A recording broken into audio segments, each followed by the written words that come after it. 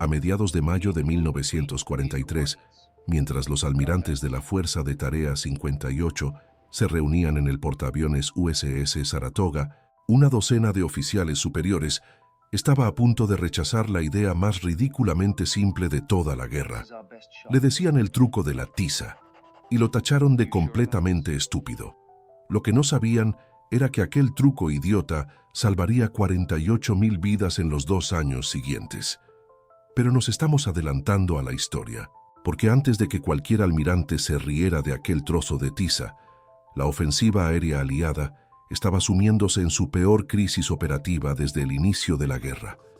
Y los números no mentían. Eran brutales, asesinos.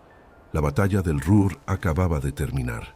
4 meses, 872 bombarderos perdidos. Esto no era solo metal retorcido cayendo de los cielos europeos. Eran tripulaciones enteras, 7 hombres por aeronave, 6.104 aviadores que no regresaron a casa, 6.000 familias recibiendo telegramas que comenzaban con las palabras que nadie quería leer. Y lo peor, la matemática de la muerte era perfectamente clara para cada tripulante que subía a un B-17 o Lancaster. La tasa de pérdida por misión fluctuaba entre el 5 y el 7%.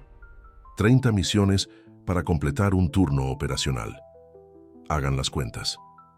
Las probabilidades de sobrevivir eran menores del 50%. No era una operación militar, era una sentencia de muerte por los números. Los comandantes del comando de bombarderos lo sabían, los pilotos lo sabían, y el alto mando lo sabía. Entonces, ¿qué hacían? Lo mismo que hacen todos los militares cuando se enfrentan a un problema imposible. Echaban más recursos al fuego, más blindaje, más potencia de fuego, más artilleros, más ametralladoras calibre 50. Convirtieron los bombarderos en fortalezas voladoras demasiado pesadas para maniobrar y demasiado lentas para escapar. Complejidad. Esa era la respuesta oficial para todo. Sistemas de mira más sofisticados. Formaciones tácticas más elaboradas. Cajas de combate más densas. Protocolos de evasión más complejos. Y con cada nueva solución compleja, emergía otro problema. El peso adicional reducía el techo operacional. El consumo de combustible aumentaba. El mantenimiento se convertía en una pesadilla logística. Y los aviones seguían cayendo. 5% por misión. 6, 7. Junio de 1943. La situación era tan desesperada que algunas unidades comenzaron a cuestionar si la campaña de bombardeo estratégico era siquiera viable. Había conversaciones susurradas en las reuniones informativas, en los bares de oficiales, en las tiendas de las tripulaciones. Nadie quería decirlo en voz alta, pero todos pensaban lo mismo. Vamos a perder esta guerra de desgaste. Fue en este contexto que apareció ella. No voy a decir el nombre todavía, porque su historia trata sobre cómo la respuesta a un problema brutal puede estar escondida en el lugar más obvio. Tan obvio que generaciones de generales, ingenieros aeronáuticos y estrategas militares simplemente no pudieron verlo. Ella era matemática, no ingeniera, no piloto, no estratega militar. Matemática del Statistical Research Group de la Universidad de Columbia. Una de las pocas mujeres en un programa dominado por hombres que trabajaban en problemas de guerra aplicados. Y había recibido una tarea específica: analizar los datos de daños en los bombarderos que regresaban de las misiones sobre Europa. El procedimiento estándar era simple.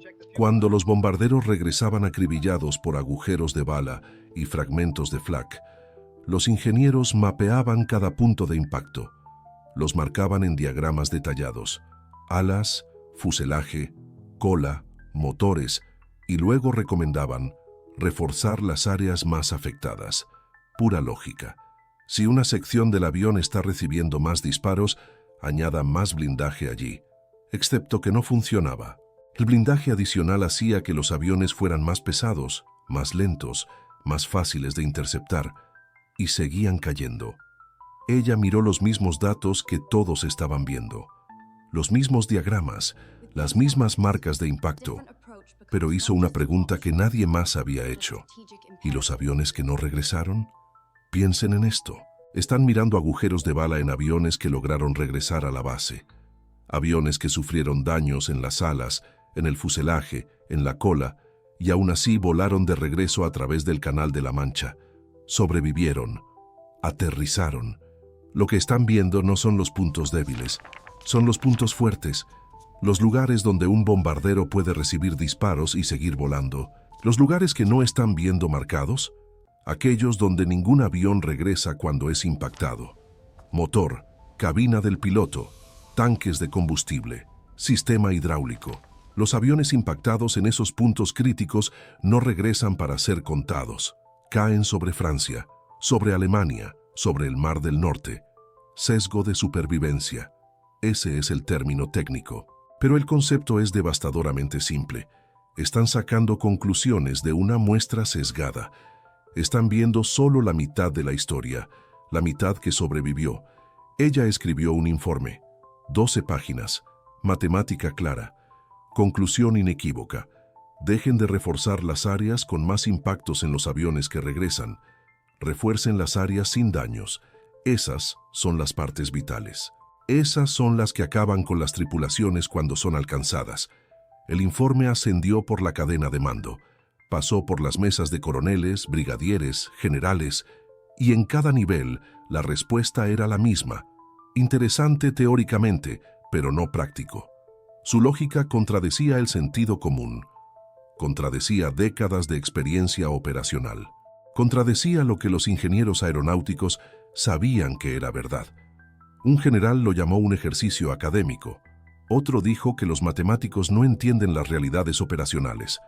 Un oficial de ingeniería fue más directo.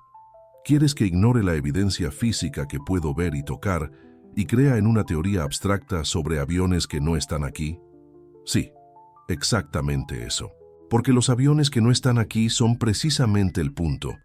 Pero la burocracia militar tiene su propia lógica, sus propios rituales, sus propias jerarquías de poder. Y una matemática de 20 y tantos años, mujer, civil, no estaba en la cúspide de esa pirámide. Mientras tanto, julio de 1943, la octava Fuerza Aérea perdió 183 bombarderos pesados. Agosto, 206. Las tripulaciones estaban exhaustas. La moral se estaba desmoronando. Los hospitales de campaña en Inglaterra estaban llenos de hombres con miradas vacías, manos temblorosas, incapaces de dormir sin ver los rostros de los amigos que vieron morir a 10.000 metros de altitud. Y ella seguía insistiendo, no con arrogancia, no con indignación, sino con la persistencia silenciosa de alguien que sabe, con certeza matemática, que tiene razón. Ella refinaba los cálculos, añadía más datos, creaba visualizaciones más claras, simplificaba el lenguaje para hacerlo accesible a los no matemáticos. Y lentamente, muy lentamente, algunas personas comenzaron a prestar atención. Un capitán de ingeniería que había perdido la mitad de su escuadrón en 2 semanas. Un mayor de operaciones desesperado por cualquier cosa que pudiera reducir las pérdidas. Un coronel que estaba cansado de escribir cartas a las viudas. Miraron sus números. Volvieron a mirar. Y se dieron cuenta. Si ella tenía razón, décadas de decisiones de diseño aeronáutico estaban fundamentalmente equivocadas. No ligeramente equivocadas. Completamente invertidas. Septiembre de 1943. Se autorizó una prueba limitada. Un escuadrón. 24 bombarderos B-17. Blindaje removido de las áreas con alta densidad de impacto en los aviones sobrevivientes.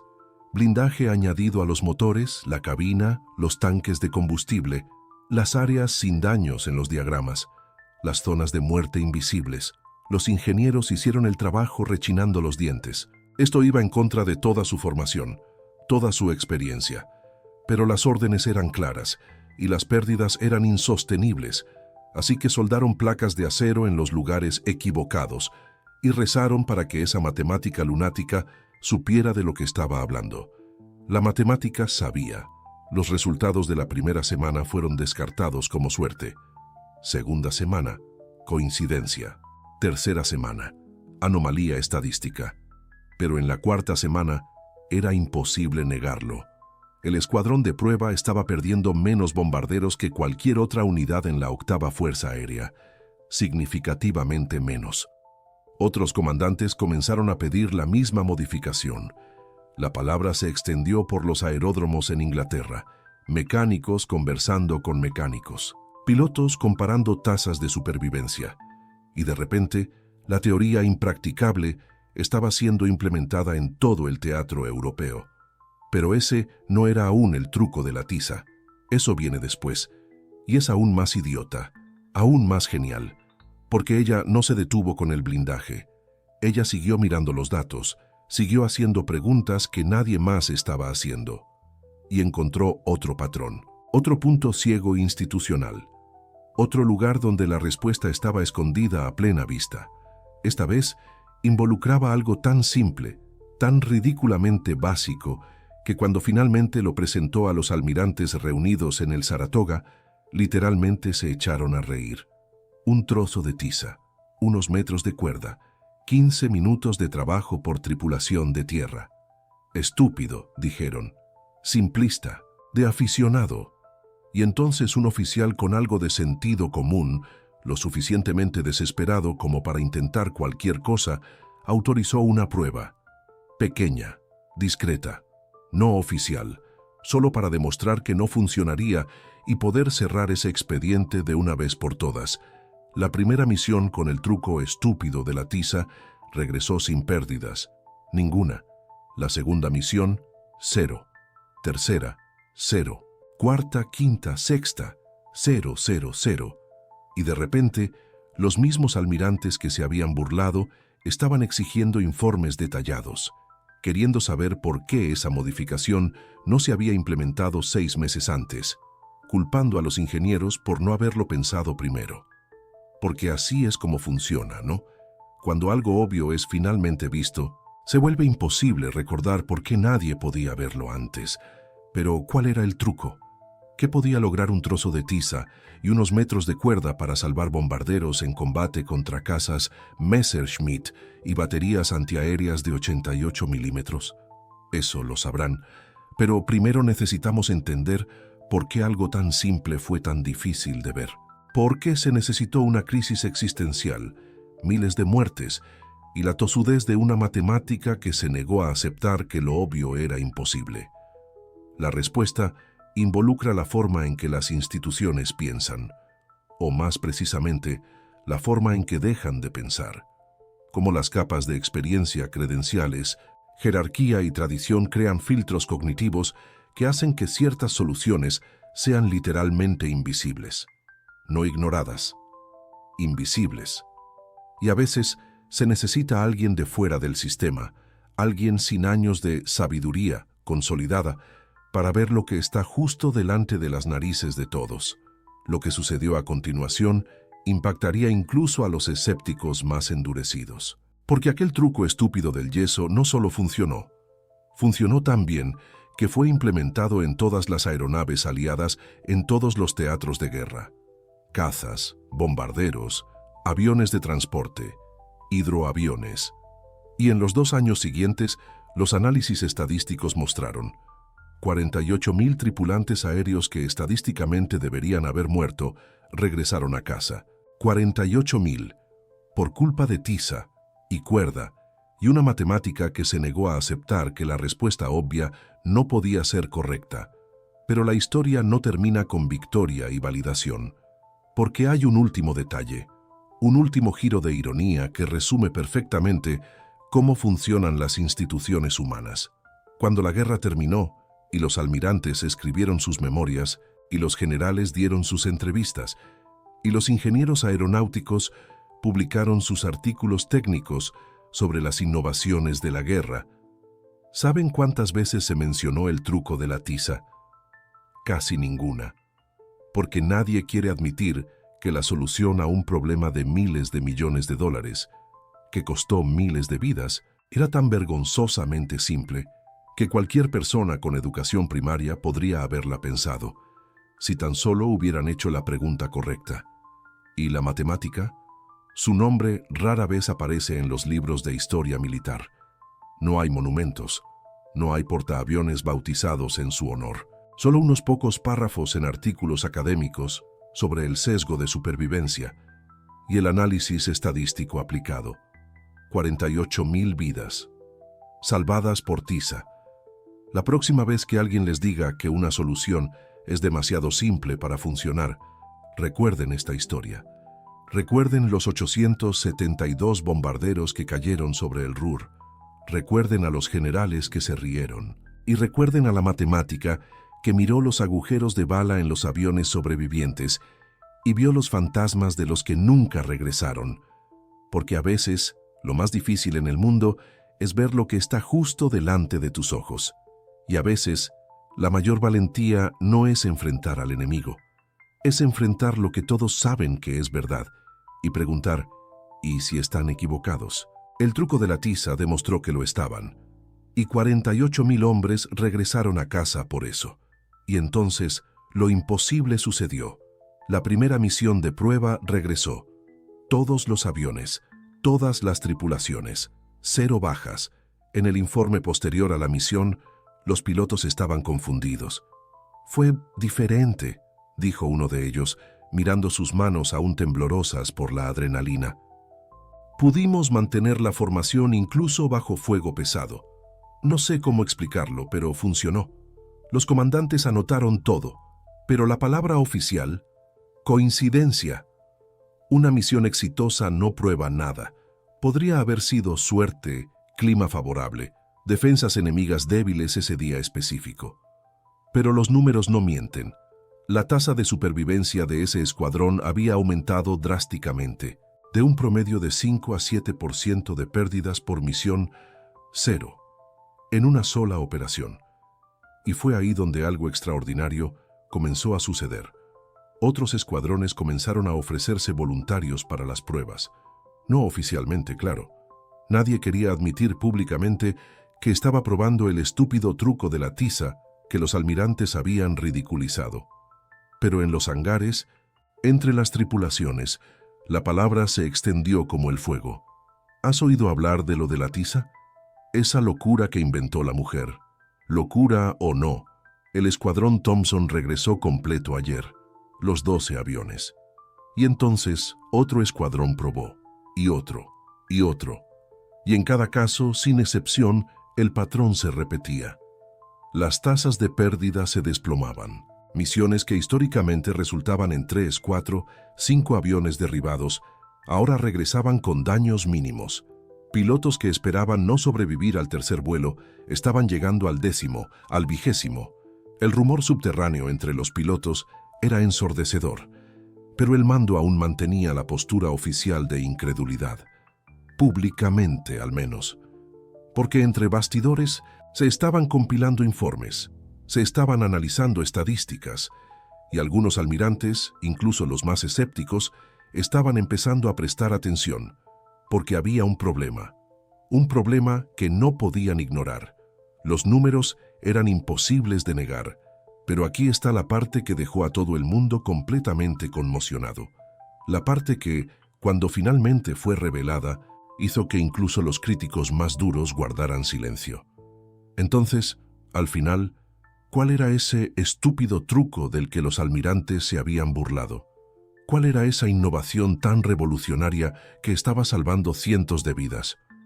Prepárense, porque la simplicidad de esto los dejará sin palabras. Ella marcó los aviones con tiza. Así es, con tiza. El mismo material que los maestros usan en las pizarras. Pero no era solo dibujar cualquier cosa. Era un sistema específico de marcas visuales con tiza blanca en puntos estratégicos del fuselaje. Marcas que permitían a los pilotos identificar instantáneamente la posición exacta de cada aeronave en la formación, incluso en medio del caos absoluto del combate. Piensen en ello. Durante años, el mando militar había intentado resolver el problema de coordinación de formación con tecnología cara, radios más potentes que costaban miles de dólares, sistemas de iluminación complejos que fallaban en combate, protocolos de entrenamiento que llevaban meses para ser dominados. ¿Y la solución? Tiza. Tiza que costaba céntimos. Tiza que podía aplicarse en minutos. Tiza que nunca fallaba porque no tenía piezas mecánicas. ¿Solo eso? Podrían estar pensando. ¿Solo marcas de tiza? Sí. Y fue exactamente esa simplicidad brutal la que hizo que funcionara cuando todas las soluciones complejas fallaron. Mira, en combate aéreo, fracciones de segundo deciden quién sobrevive y quién muere. Un piloto necesita saber al instante dónde están sus compañeros de escuadrón. Necesita ajustar su posición, evitar colisiones, mantener la cobertura mutua. Y todo esto sucede a 500 kilómetros por hora, bajo fuego antiaéreo pesado, con cazas enemigos atacando desde todos los ángulos. Radios se saturaban con las comunicaciones de emergencia. Luces, invisibles bajo la luz solar intensa o apagadas por daños en combate. Pero, ¿tiza blanca brillante contra metal oscuro? Visible al instante. Imposible de confundir. Las marcas creaban un código visual que cada piloto podía leer en un abrir y cerrar de ojos. Líder de formación, 3 líneas verticales en el estabilizador. A la derecha, 2 líneas horizontales. A la izquierda, una X grande. Cada posición tenía su marca distintiva. Y cuando vuelas en formación cerrada, cuando tu supervivencia depende de que cada aeronave esté exactamente donde debe estar, cuando un error de 3 metros puede significar una colisión fatal. Ese código visual simple, instantáneo, infalible, lo cambiaba todo. Pilotos que antes perdían a sus compañeros de vista en nubes o humo, ahora podían encontrarlos al instante. Formaciones que se desintegraban bajo ataque, ahora se reagrupaban en segundos. Colisiones accidentales, que mataban tanto como el fuego enemigo, prácticamente desaparecieron. Finalmente pudimos vernos con claridad, testificó un piloto. Por primera vez, incluso en medio del infierno, yo sabía exactamente dónde estaba cada uno de mis hermanos, y ellos sabían dónde estaba yo. Los datos recopilados fueron absolutamente devastadores para los críticos. Más de 100 misiones analizadas. Tasa de pérdida antes del sistema de tiza, 5,7%. Tasa de pérdida después, 2,1%. Deja que esto se asimile. Una reducción de más del 60% en las bajas, por una tiza. Esto significaba que cada 20 misiones, 7 u 8 aviones que habrían sido derribados, ahora regresaban a casa. 7 u 8 tripulaciones que habrían muerto ahora estaban vivas, multiplicado por cientos de misiones, miles de salidas. Los números comenzaban a ser espantosamente grandes. Y entonces, algo cambió en el alto mando. Incluso los almirantes más escépticos ya no podían ignorar los datos. No cuando cada informe de misión confirmaba el patrón. No cuando los pilotos estaban literalmente suplicando para usar el sistema. No cuando la diferencia entre la vida y la muerte se medía en centavos de tiza. En marzo de 1943 se emitió un memorándum oficial. Autorización para pruebas extensivas del sistema de marcado visual. Lenguaje burocrático cuidadoso que evitaba admitir que una solución ridiculizada estaba, de hecho, funcionando mejor que cualquier cosa que los ingenieros militares habían creado. Pero todos sabían lo que aquello realmente significaba. Ella tenía razón, y ellos estaban equivocados. Los mismos almirantes que habían llamado estúpida a su idea, ahora exigían una implementación inmediata. Los mismos comandantes que habían dicho que era una pérdida de tiempo, ahora priorizaban el suministro de tiza como material crítico de guerra. Su momento de vindicación debió ser surrealista. Imagínate, meses siendo ridiculizada, ignorada, llamada aficionada por oficiales que sabían más. Y luego, ver a esos mismos hombres admitiendo, aunque a regañadientes, que su solución de céntimos superaba la tecnología de millones de dólares. Pero no había tiempo para celebrar, porque ahora venía la parte difícil, escalar. Implementar el sistema en algunos escuadrones de prueba es una cosa, implementarlo en toda la Fuerza Aérea Aliada es otra completamente diferente. Se tuvieron que establecer cadenas de suministro de tiza. Se desarrollaron protocolos estandarizados de marcado para asegurar que todos los escuadrones usaran el mismo código visual. Las tripulaciones debían ser entrenadas no en operaciones complejas, sino en algo aún más desafiante: confiar en que algo tan simple realmente podría salvar sus vidas. Y el cronograma, agresivamente urgente. En cuestión de semanas, no meses, las tripulaciones estaban siendo informadas y equipadas. El sistema era tan simple que el entrenamiento duraba minutos. ¿Aplicar las marcas? Menos de 15 minutos por aeronave. No se necesitaban modificaciones estructurales. No había piezas costosas que encargar. Solo tiza, plantillas y una nueva oportunidad de sobrevivir. A finales de 1943, cada bombardero aliado estaba usando el truco de la tiza. Cada único avión, miles de aeronaves, decenas de miles de tripulantes, todos volando con simples marcas de tiza blanca que, meses antes, habían sido consideradas una broma. Y entonces, en los 2 años siguientes, sucedió algo extraordinario. Algo que validaría su intuición más allá de cualquier imaginación. Los números comenzaron a acumularse. Misión tras misión, mes tras mes, las tasas de supervivencia se mantuvieron consistentemente más altas. No fue un pico temporal, no fue suerte estadística, fue un cambio fundamental y permanente. Pero aquí está la pregunta que probablemente te estás haciendo. ¿Cómo llegamos a ese número? 48.000 vidas salvadas. ¿Cómo se calculó esto? Porque ese es un número demasiado específico para ser una estimación vaga. Ese es un número que vino de algún lugar, que tiene una historia. Y esa historia es donde todo se vuelve real de una manera que te dejará completamente con la piel de gallina. La respuesta completa a esa pregunta cambiará no solo cómo ves esta historia, sino cómo piensas sobre el impacto, sobre el legado, sobre lo que significa realmente salvar vidas a una escala que desafía la comprensión. Y es exactamente eso lo que revelaremos a continuación. Y entonces sucedió algo extraordinario.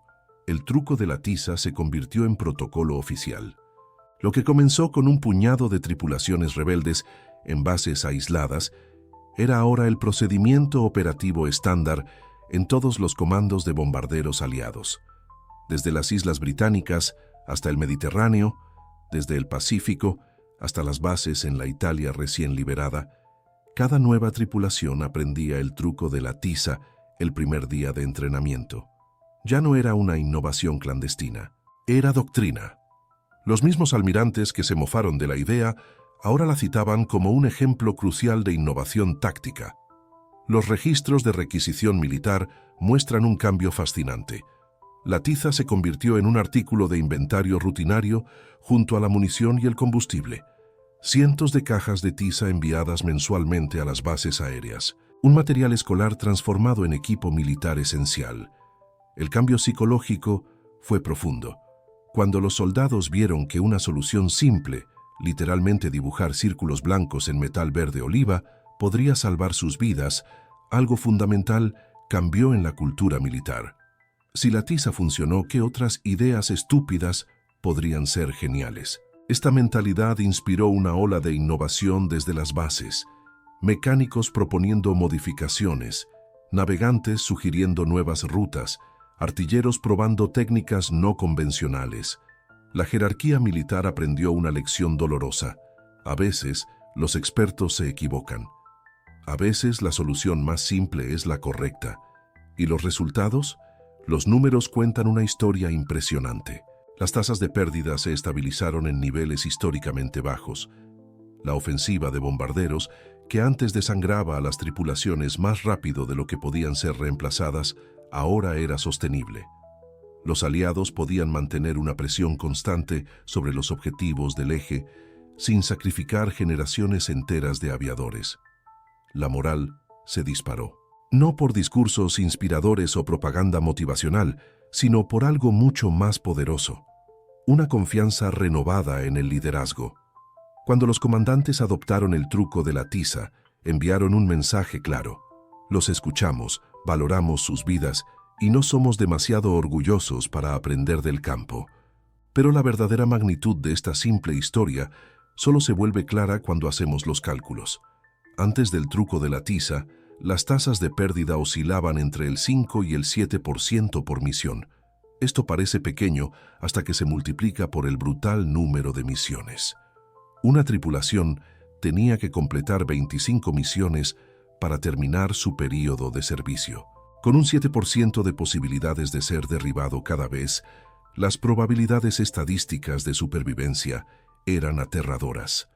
Después de la tiza, las tasas cayeron al 2 o 3%, una reducción de 3 a 4 puntos porcentuales. Todavía parece abstracto, ¿verdad? Solo números en informes. Pero ahora hagamos la matemática humana. Desde finales de 1943 hasta mayo de 1945, los comandos de bombarderos aliados volaron aproximadamente 160.000 incursiones, utilizando el truco de la tiza. Cada B-17, Lancaster y Halifax llevaba entre 7 y 10 tripulantes. El 3% de 160.000 incursiones son 4.800 aeronaves. 4.800 aeronaves por 10 tripulantes en promedio. 48.000 vidas. 48.000 aviadores que regresaron a casa con sus familias. 48.000 telegramas que nunca fueron enviados. 48.000 madres que no tuvieron que abrir esa puerta y ver a oficiales con expresiones solemnes sosteniendo banderas dobladas. Para contextualizar esta escala, 48.000 personas es más que la población entera de ciudades como Petrópolis o Paranaguá. Una ciudad entera de vidas humanas salvadas por tiza y coraje. Piénselo. Una mujer, una sola persona observando patrones que los expertos ignoraron, creó una solución que salvó el equivalente poblacional de una ciudad de tamaño medio, y lo hizo con el material más simple imaginable, no con tecnología revolucionaria, no con armas secretas, no con años de investigación académica en laboratorios protegidos, con tiza escolar y el coraje de desafiar a los almirantes. Los aviadores que regresaron nunca lo olvidaron. Décadas después de la guerra, los veteranos todavía contaban historias sobre esos círculos mágicos de tiza. En reuniones de excombatientes, en entrevistas para historiadores, en cartas a museos, el truco de la tiza aparecía repetidamente como el momento en que sintieron que alguien finalmente se preocupaba por mantenerlos vivos. Un navegante de B-17 escribió en sus memorias: "No conocí a la mujer que tuvo la idea de la tiza, pero ella es la razón por la que mi hija conoció a su padre. Ella es la razón por la que regresé en 1945 en lugar de estar en un cementerio en Francia". 48.000 historias como esa. 48.000 hijos que nacieron porque sus padres regresaron a casa. 48.000 carreras de posguerra, matrimonios, sueños realizados. Todo porque alguien se negó a aceptar que la respuesta de los expertos era la única respuesta. La protagonista de esta historia recibió reconocimiento oficial. Los registros históricos son desalentadores aquí. Muchas innovaciones de campo en la Segunda Guerra Mundial se implementaron anónimamente, sus orígenes perdidos en la burocracia militar. Pero la evidencia permanece en informes de misión, manuales de entrenamiento y, lo más importante, en las memorias de miles de veteranos. Después de la guerra, los historiadores militares analizaron las innovaciones tácticas que cambiaron el curso del conflicto. El truco de la tiza aparece consistentemente en estudios sobre soluciones de bajo costo con alto impacto. Investigadores compararon su eficacia con avances tecnológicos mucho más complejos y caros, y encontraron resultados comparables. Un estudio del Instituto de Análisis de Defensa en 1952 concluyó: la modificación visual de superficies de aeronaves demostró una eficacia táctica desproporcionada a su coste de implementación. Representa un modelo ejemplar de observación empírica superando el modelado teórico. Traducción: a veces observar lo obvio funciona mejor que los cálculos complicados. La lección fue absorbida. La cultura militar de posguerra desarrolló canales formales para innovaciones provenientes de las bases, programas de sugerencias de soldados, pruebas de campo de ideas no convencionales, reconocimiento de que la experiencia no se limita a los puestos altos.